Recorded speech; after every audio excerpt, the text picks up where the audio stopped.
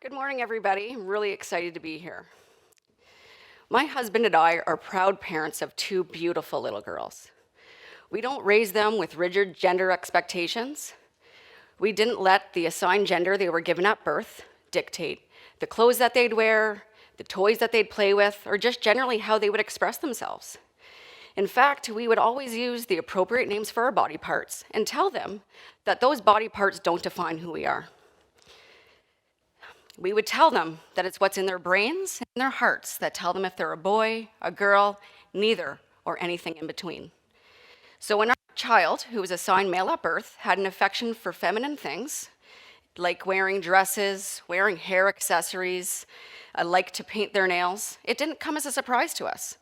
We recognized that masculinity isn't finite and can include an attraction to feminine things.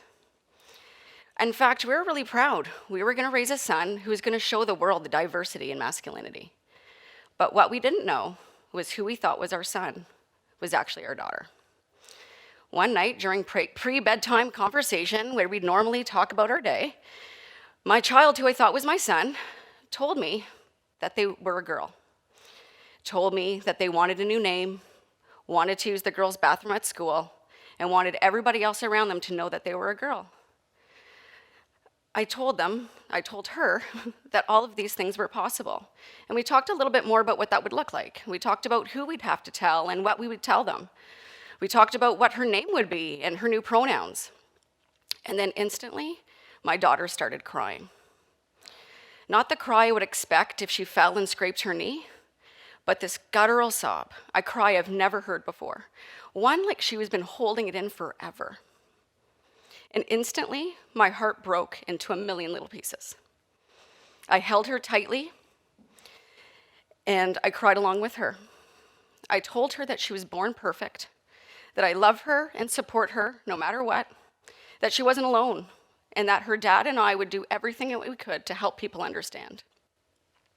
And then I held her until she fell asleep peacefully. For as long as I live, I will never forget that moment. I had emotions that I still can't describe to this day, and I had hundreds of questions swirling through my mind. Questions like, did she not know who I was? Did she not know that of anybody, I would be the one that would hear her and support her like nobody else? Feelings that I can describe was heartbreak. I was heartbroken that my child thought that they would be disappointing me when they showed me who they were. I was heartbroken that maybe up until this point, I got it all wrong. That maybe every time I told my child that yes, boys can wear dresses too, that yes, boys can wear barrettes too, yes, boys can paint their nails too, that maybe I was asking her to ignore that little voice in her head all along that was telling her she was a girl. I still get weepy when I look at old photos of her, and she's wearing boy clothes with pink frilly dresses over top. And I ask myself, okay, what could I have done differently to have her tell me earlier? To not have her resist. And I have to tell myself and consciously bring myself back that she was 6 years old when she told me. Much younger than many other transgender people tell their families. Likely she just needed that time to discover herself and find the words to tell me. So as my daughter was coming out of a cocoon, turning into a butterfly, living her best life full of glitter, unicorns, and rainbows, there stood my husband and I, just clamoring to catch up. Not only did we have to tell her school, catch up our friends and family about everything that was going on, we had to say goodbye to a son. As somebody that considers themselves a strong ally for the LGBT community, I have to admit with the embarrassment and the guilt that I felt when I had to grieve the loss of my son. I had to grieve the dreams and the visions that I had for a son that never existed. I also had a child that had new pronouns and a name that I felt like I had to get to know all over again. So as the days were coming and going and we're entering different social situations, a lot of our conversations were around who are we going to tell and how are we going to tell them? This brought me a lot of anxiety because there was uncertainty about how she would be accepted by the community when people use her name and pronouns and respect that. More and more, I noticed that my daughter was starting to clam up. And one day, on her way to school, with one of those preparatory conversations, she was getting very frustrated. And she yelled at me, "I should have told you I was a girl when I was born so that we'd be done talking about it by now." And then it hit me like a ton of bricks. She was right. She's the exact same little kid, just more.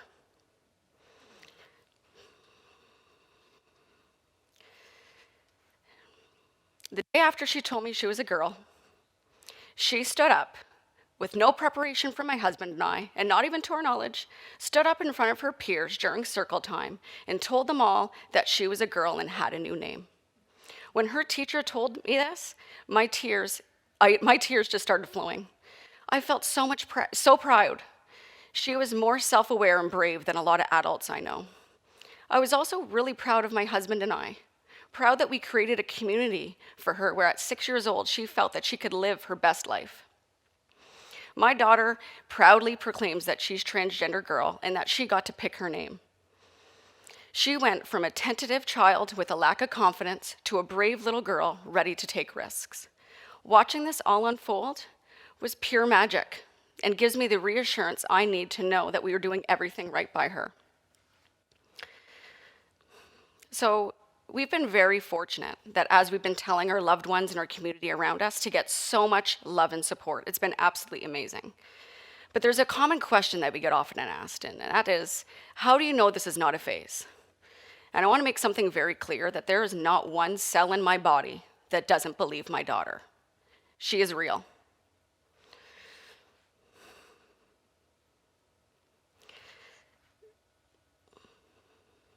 Sorry.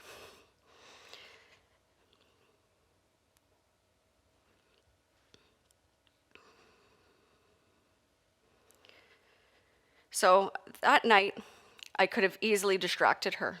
I could have easily changed the subject. We could have easily just limited her attraction to, or her expression to the evenings or on weekends. But to me, that would have been more damaging than any rejection she could have possibly faced in the community. LGBT youth who aren't accepted by their families are 8 times more likely to attempt suicide than their cisgender heterosexual peers. So accepting our daughter is literally a matter of life or death. Keeping her in the closet has simply never been an option for us. So with that love and support, we get a lot of compliments saying, "Wow, you guys are such amazing parents. Your daughter is so lucky to have you." I don't know if I'd be able to do the same thing if I were you, but I want to make something very clear today. Parents of transgender children do not deserve trophies. I should not be getting any gold stars for doing the basic expectations of being a parent.